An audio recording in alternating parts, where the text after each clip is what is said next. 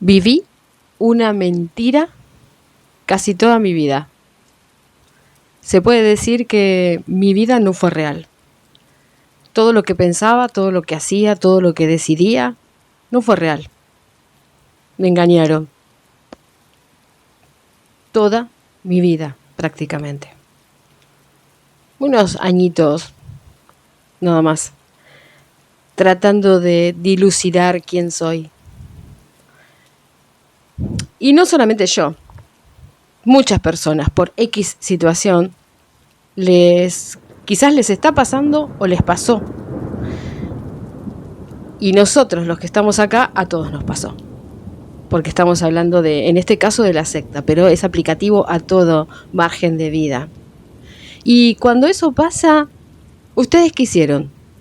¿Qué pensaron? ¿Cómo se sintieron? Bueno, yo recuerdo que cuando de a poco, porque uno no lo ve de golpe, ¿no? Lo va viendo de a poquito esto, ¿no? Y empieza como a recapitular y empieza como a atar cabos, ¿no? En todo aspecto de la vida es así. Empezamos como a ver qué pasó. Y queremos como entender. Y en ese entender analizamos. Y yo recuerdo que cómo me sentí. Entonces empecé a hacer lo que hace la mayoría de la gente. Mirar afuera. Y entonces dije, ¿por qué me metí yo en esto? ¿Por qué me vi involucrada en esta situación no real? Y empecé a investigar. En realidad busqué la biografía de Russell, que fue el que inventó la religión, ¿no? Y cuando empiezo a buscar, bueno, veo que él empezó, bueno, venía de una familia rica, de negocios, mente capitalista, bien, aplausos por esa gente, sobre todo esa gente que tiene una impronta de negocios y etcétera. Bueno, como era el padre, como lo era él. Ya a los 19 años ya tenía todo, él ya tenía su empresa, ya tomaba sus decisiones financieras, digamos. Pero también tenía esta cosa espiritual, porque en aquel entonces, digamos 100 años atrás, la gente era más espiritual que ahora, o sea, más religiosa, no espiritual, más religiosa. Y entonces, bueno, él venía de una familia religiosa, pero no le cerraba, digamos, su religión. Y él quería investigar un poco más. Y entonces, un día pasando por una vereda, escuchó en un sótano unas canciones y se metió, y eran creo que unos adventistas, y le gustó lo que escuchó, pero así todo él quería como modificar algunas cosas. Entonces, tipo de negocio, proyectando, sabiendo cómo manejarse las cosas, vendió cosas, vendió sus no sé, acciones, bueno, lo que le queramos llamar, o inmuebles, lo que sea que tenía Russell, y se hizo su propia religión. ¿A qué voy con esto? Entonces yo, claro, yendo para atrás, el primer eslabón que fue, bueno, ¿quién empezó con esta religión en la familia? Mi abuela vino de Italia, de la guerra, tenía hambre, obviamente trajo a mi papá, mis tías y demás, y pasó una persona, le predicó, le pareció sumamente divino lo que escuchó, porque entendió por qué la maldad, por qué las guerras, que venía un paraíso, que todo se iba a arreglar y que venía un nuevo sistema donde el sufrimiento ya no iba a ser. Mi abuela se aferró a eso.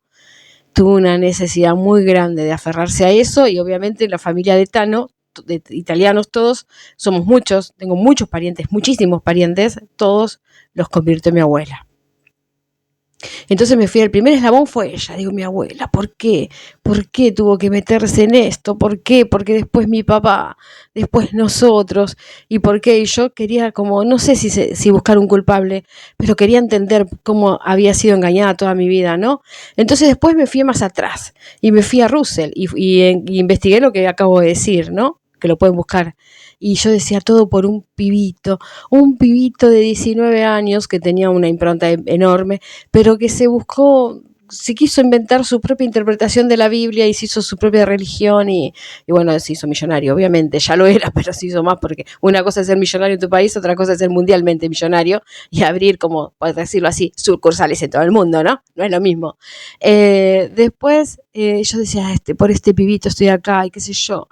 Y mi abuelo era una persona, mi nono, el esposo de mi nona, la que le predicaron acá en la Argentina, y se hizo testigo, era como ateo él, el nono, o agnóstico, y él siempre decía que no, que esto era una mentira, que esto es bueno, y siempre oposición, oposición. Bueno, mi nona no lo escuchó. Y yo decía, ay Dios, claro, sí, mi nona empezó con esto. Y yo pensaba, y yo que terminé engañada toda la vida y bla, bla.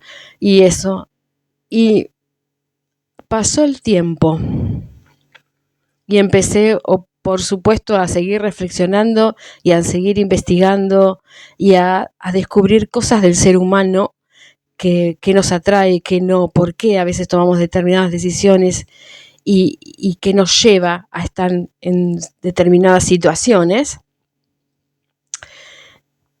Y entendí que la culpa nunca está afuera. Y entendí ¿por qué viví engañada tanto tiempo? Porque ni Russell, ese nenito de 19 años, que me genera un poco de admiración, porque bueno, si uno lo ve desde un lado negocio, y la verdad que, bueno, nada, estuvo bien, a la luz del entendimiento de los negocios, la verdad, se nota que era un tipo de iniciativas. Y por otro lado, sí, me generaba un poco de odio de decir, porque yo terminé ahí, porque si él no hubiera inventado esto, decía, bueno, estaba equivocada.